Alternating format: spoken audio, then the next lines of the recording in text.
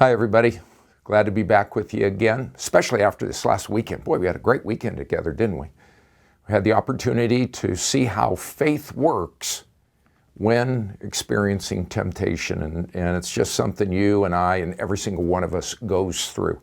And we highlighted all those different principles out of verses 13 through 18, 6 different things that the Lord wanted us to know when we're facing those pesky little temptations that can very, very powerfully overwhelm all of us.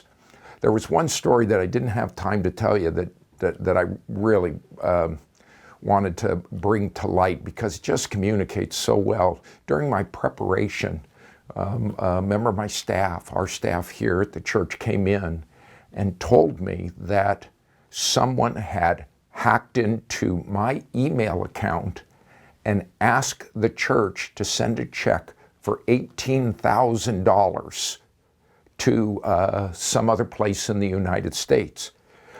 Normally, those things wouldn't even be responded to, except for the fact that it came from me in my EFCC email account. And we've looked into it. My email account is secure. How this happened, we don't know.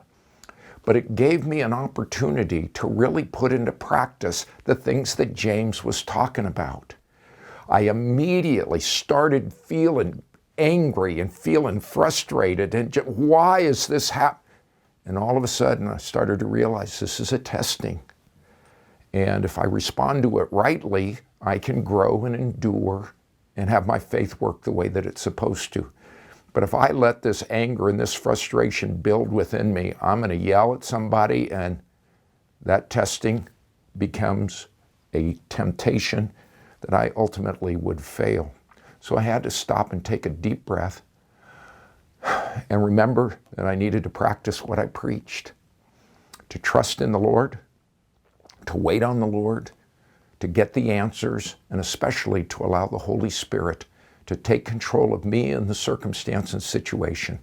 You remember Galatians 5:16, but I say walk by the Spirit and you will not carry out the desires of the flesh.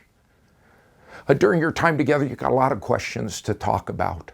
Maybe you could talk a little bit about some of the times when you passed the test of your faith, and maybe some times when that failure came and the testing became a temptation, and what happened and how you dealt with it. This is our opportunity to be honest and true with our loved ones and people that we're doing life with. I'm just so thrilled that we're championing this biblical concept of doing life together and connecting. So you'll have a great time together. Remember to pray for each other. We ask the Lord to lead us not into temptation, to keep us strong, to keep us mature so that we won't fail the test. So have a great time together. I'll look forward to being back with you next week. May the Lord's blessing be on you.